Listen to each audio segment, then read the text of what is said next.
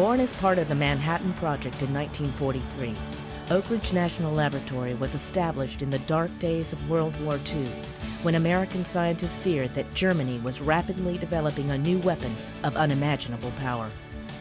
Built seemingly overnight on isolated farmlands in the mountains of East Tennessee, Oak Ridge became the secret city that within 2 years housed more than 75,000 residents.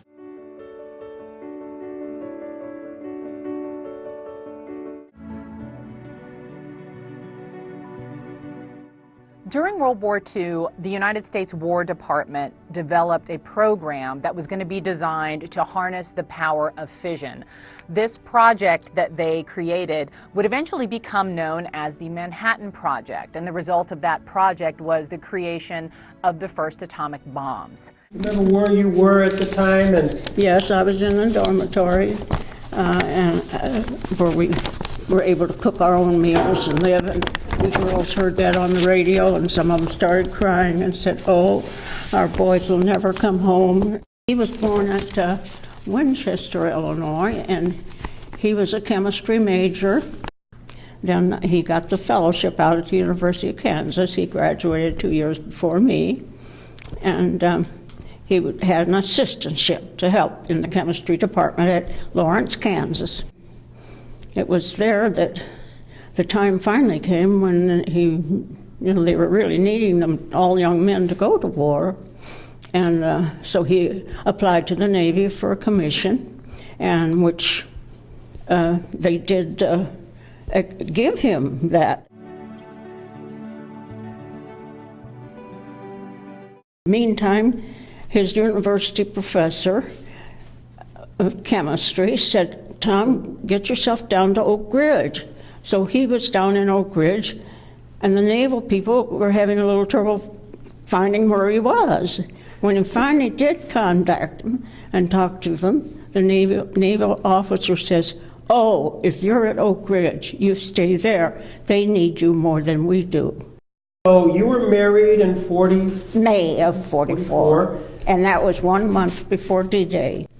So he headed out in 44 to Oak Ridge, leaving you behind? Yes, with my folks to get together some things so we could eventually have a home. And in the meantime, they had to investigate me, the FBI, to be sure that I could work down there. And because my maiden name was Ernst, it may have taken them a little longer, but they did ask questions of my parents' neighbors and at my college and all. Well, eventually, I guess I got passed through that, and I think it might have been about July before I got to go down to Oak Ridge and join my husband.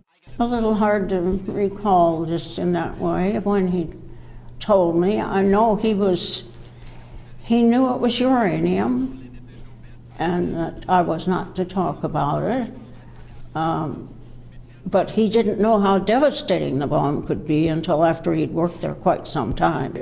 Well, he had to stay in a dormitory by himself, and I had to stay in a dormitory with the women. They were building more and more dormitories every day. One day it would be there, and there'd be next day a dormitory. But that's the way we lived for a couple of months at least. Then they were putting up these little houses in 2 sections, hauled in and put on a platform, so that one day there wouldn't be a street there, and the next day they'd have a whole street of houses. We lived right near the first gate, so they were alphabetical. Ours was Aspen Lane, and so we were very close. Aspen Lane. I was just reading about that. And then they named the other streets for trees, but it was alphabetical. So while I was waiting for the FBI to clear me, they put me to work in the administration building because I could type. And so I was assigned to type up one page about whether it was crane operator, mechanics, and all carpenters, just a steady stream of them coming through. And I would be required to ask them certain questions and type it up and send them on to the next test. And they because those girls every day were getting letters from their boyfriends or husbands, and and hearing that some had died, you know, every few days one would get the news that they were sinking ships every day, you know. My husband would probably not last. They said life in those ships was about 40 minutes. They were just sinking ships, those German subs, every day. And, yeah, it was sad. How did you cope? Pardon? How did you cope with that? Oh, well, of course you needed to go on and do your work. I guess you concentrated on your job, tried to do it right. What was Tom doing? Well, his lab was assigned to check the solutions that came from the scrubbers and see how strong they were, how much uranium was in them. It was an analytical lab. So he had to teach these girls just a technique of how to find out how rich each batch was. It'd come to us in a big beaker, beautiful green color, and then we would have to process it some more and then get it to a stage where it could be precipitated and thicken up and so it could be spread into the gold pans and baked. In my building, there was George Fallon and Casey Brannick, who were with Tennessee Eastman Kodak, and they had been working there for about a year. And then they had about 8 young men, chemists, and they had been working on how to finally purify. They signed me as a trainee. I was the only woman there for quite some time. And I think there weren't very many batches to take through. But I think the reason I was there was because they knew eventually there would be more batches coming through, and then they would have to have a lot of people to work on it, and that I would help those girls. And so there were many times when we maybe only had one batch come through, when we didn't have anything to do. But then last summer, batch. What's a batch? Well, the girls, of course, they just called it a code name T, but it's a big beaker of liquid that was being purified so it could be in the final lab where we were, so it could be further purified and made into a powder, and then it would be sent to Los Alamos. So it had to be so pure that we had to bake our precipitated solutions and put them into pure gold bags, pan. We had nightmares sometimes thinking, gee, it looks so good, like cake batter that we afraid that we might lick the spatula sometime. Later on, when we did have the girls, one of them superheated, with the tandem coils, superheated the ether, and it started to spew up, and I ran across the room and shut it off, but it went all over me. And so they had to take my clothes, and they had to rinse my hair, check it with the Geiger counter, and rinse my hair again, and check it with the and they even had to drill up parts of the cement floor. Well, after that, the whole floor was covered with stainless steel from then. So, because one little spot of it was very precious. So at night when you wake up, do you glow at all? I think so. I don't know. Shining No, I personality. seem to survive. I'm 92. There was one more room which I never went into, but my bosses told me about it because they knew they were very good to me. And they did the very last thing and packaged it up. And they told me about the containers that they put it in and how it was shipped on to Los Alamos. And How was it shipped? Well, I'm not even sure I should even say about that. They did show me, but yeah, they tried to be Oh, very, go ahead. It's they were 70 very years. Look at it. inconspicuous. Not a secret now. Well, just an ordinary car. A car. So they wouldn't be a army car, just an ordinary army them car. about So they didn't want to be noticed, I guess. Didn't one of them say, you know? Yeah, look out the they window? pointed it out. And so you see the road going up there? Now that's where they're heading out for New Mexico. So here's this purified product.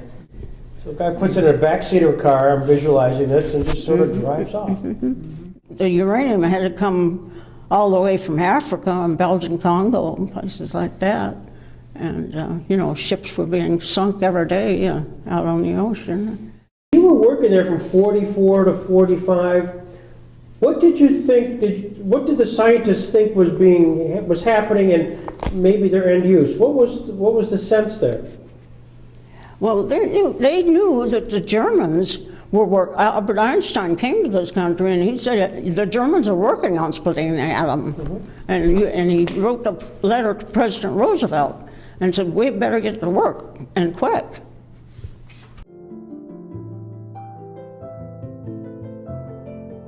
It's a city, 70,000 some people. Were you confined to the base? No, we took a bus. We went down to a bus terminal, and then they drove around over a hill and down over where the factories and plants were built. And so it was concealed from the city itself, and we would have to go down. We worked at different hours every week. It was kind of hard. We'd work the night shift one week and day shift the next. And What was security like? oh, it was very strict for where I had to go, but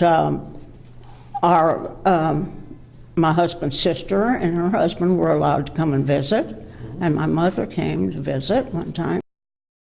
Well, we did write to our parents a lot.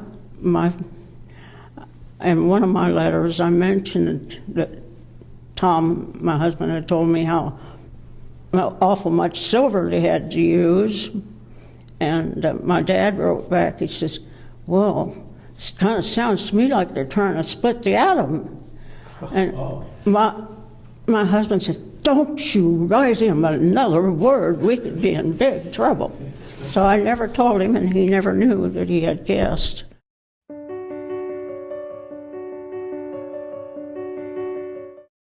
What was social life like? Did you guys... There was hardly any time for anything except every few weeks we'd get a long weekend, and then we could go into Knoxville and maybe have a dinner at the cafeteria there. When you went to Knoxville, did you ever feel like you were being quizzed or treated? No, they never. Well, except at that one bookstore where I don't know where he got his information. But when he found out my husband was a chemist, he took us into the back room, and I wish I had that book yet, but that's when my husband first learned of how powerful the bomb could be. After Japan surrendered, the head Knoxville paper said, Oak Ridge, we used to hate you with all your muddy shoes. It is a pretty exciting evening for us. Tom and I were so thrilled we couldn't eat supper. We knew the day was coming soon and never failed to turn on the radio and get the news several times a day. I got up to fix supper, and Tom dashed off to get the laundry, and in just a few minutes he came tearing back with a newspaper telling everything. Time a little worried. The nation simply must rule out war now. Atomic power can be a terrible thing in war. It has the power to disintegrate other elements. Great things can come from it if it's used in the right way. In one of Tom's books concerning uranium and atomic power, it states that under controlled conditions, it has been established that 1 pound of uranium-235 could provide as much energy as power from 5 million pounds of coal, and that if a house required 20 tons of coal per year, only 1 gram of uranium-235 would be required to heat the dwelling in the winter and cool it in the summer for a period of 200 years. I should have reread this before I came. I certainly would hate for any other enemy country to use it against us. The Germans came very close to it, and if they had a few more months head start, it might have been too bad for us. About our work, Tom is in the analytical lab, which analyzed the samples of a material before they put it in the machines, which sorts the uranium isotopes. They had 235 and 238. And every little speck of uranium in the plant, hence the need of analytical labs to tell us just how much was in each batch. Also the impurities to be removed. You know, of course, that uranium is a very valuable element. It is considered the mother of radium. If we spill one little drop, it must be salvaged up with Kleenex or some absorbent paper and processed to get the material back out again. I had a spill in the lab one time and material was thrown onto my clothes and hair. They washed my hair after time, several times, and checked with the Geiger counter. My clothes had to be salvaged, and considerable time and expense was spent in grinding up the cement floor and salvaging it too. In some of our rooms now we have, and then we had stainless steel floors, so if any was spilled, it could more easily be salvaged. I am on the production end of the work. The final treatment is put to it in our lab, and it's ready to leave Y12. I've heard, can't read my own title, heard a lot of people make the curious remark that they saw tons of material and equipment coming into Oak Ridge, but never could see when it left. It takes only a very small container for our material, but in reality, this small amount is a tremendous amount of material. Glenn and Dixie probably have a lot of interesting things to tell now that the secret is out. The bombs are not made here in Oak Ridge. We extract the material and get it into powder form and send it on for Los Alamos to finish. Well, I have ironed a skirt before I go to work, so better discontinue and such ramblings on for the present. Our owl shift is tonight. Wish Tom could have written this to you. He could have told you so much more about it. I love to have him explain the chemical processes. It is so fascinating. It makes your blood tingle. There is lots about chemistry and physics that he can never make me understand with his hours of explanation, but I get enough of it to have the keen sort of appreciation for science and the things the men do with the knowledge in science. Love, Jenny and Tom.